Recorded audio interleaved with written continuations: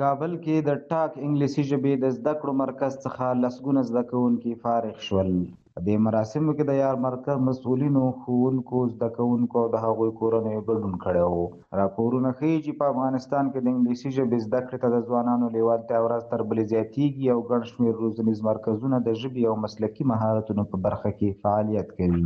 تقریبا موږ سره 50 شاګردان فارغ شو چې 50 شاګردانو کې ډي ایل هم دي او ډي آی ټي هم دي، سپیشل کلاسونو شاګردان هم دي او د ټي ټي سي کلاس یا ټیچر ټریننګ کلاس فارغین هم دي. لمونږ سره تعلیم د یو انسان د پرمختګ بنسټ دی، نو تعلیم ډیر زیات مهم دی او د علم سره سره موږ باید کوشش وکړو چې په خپل اولادو باندې تعلیم وکړو ترڅو هغوی یو روښانه راتلونکی ولري. د ټاک تعلیمي مرکز خدمات چې دي انلاین درسونه ورکوو، وای فای لګېدلې ده، کمپیوټر استادان بااستعداده استادان دي، تکړه دي، انشاءالله مجهز صنفونه لرو، تکړه استادان لرو، یو مجهز او نظمدار سیستم لرو. یو شمېر فارغو زده کوونکو خوښي څرګنده کړه او وویل چې د انګلیسي ژبې زده کړه به د لوړو زده کړو، کاري فرصتونو او نړیوالو اړیکو په پراخولو کې ورسره مرسته وکړي.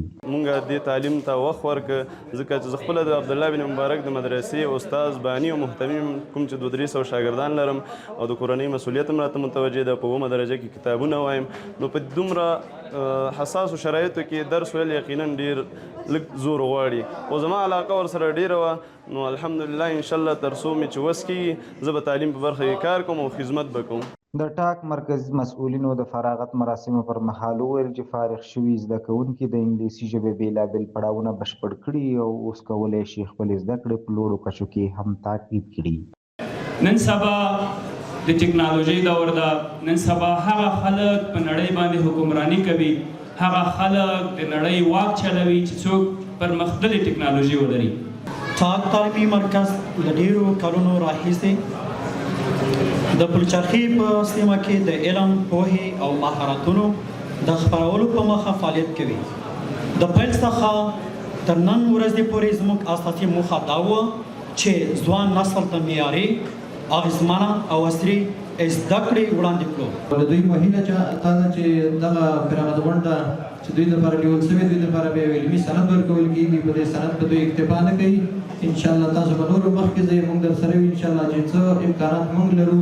زما د هر والد نه همدا هیله ده کله چې دا تصمیم داسې نیسئ چې زه مې خپل اولاد مکتب ته ولېږم، پوهنتون ته ولېږم، مدرسې جومات ته درس لپاره ولېږم، له اولنی شی چې دی زما د تجربې نه هغه تشویق دی، مایندسیټ د دماغو جوړول دي او هغه باید مخکې له دې چې ته یو تعلیمي ادارې یا یو ځای ته ولېږي چې هغه درس ووایي، هغه باید تر اندازې زیات تشویق سي.